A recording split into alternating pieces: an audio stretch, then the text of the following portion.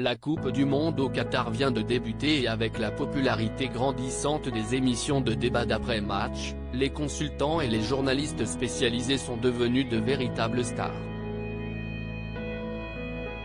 À la radio, plusieurs se sont fait un nom, à l'image de Daniel Riolo, connu pour avoir des avis souvent tranchés.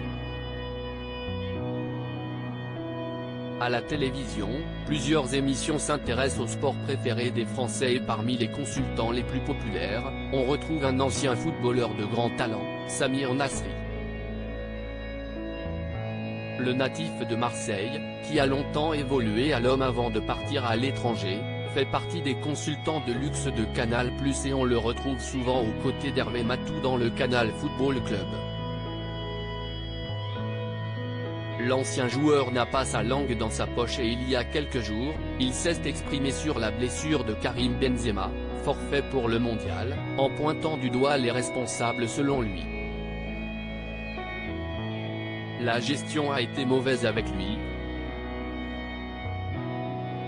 On n'avait pas forcément besoin de Benzema pour l'Australie, la Tunisie ou le Danemark.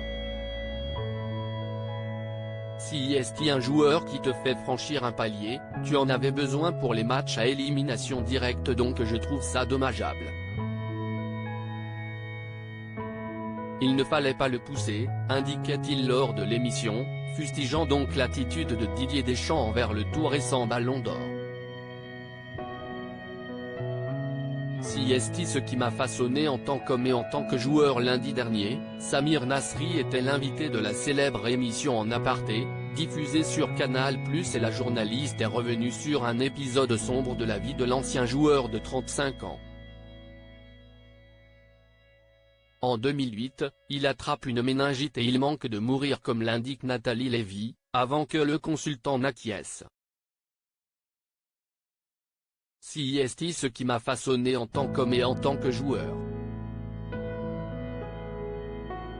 J'ai appris que dans ce milieu-là, on n'a plus des copains de travail que de véritables amis, poursuit l'ancien joueur d'Arsenal.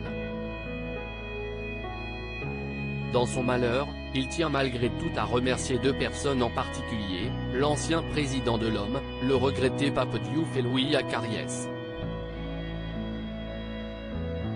Ils m'ont envoyé des fleurs chaque jour à l'hôpital, ils ont appelé mes parents pour prendre de mes nouvelles. Je ne l'ai jamais oublié, conclut-il avec émotion.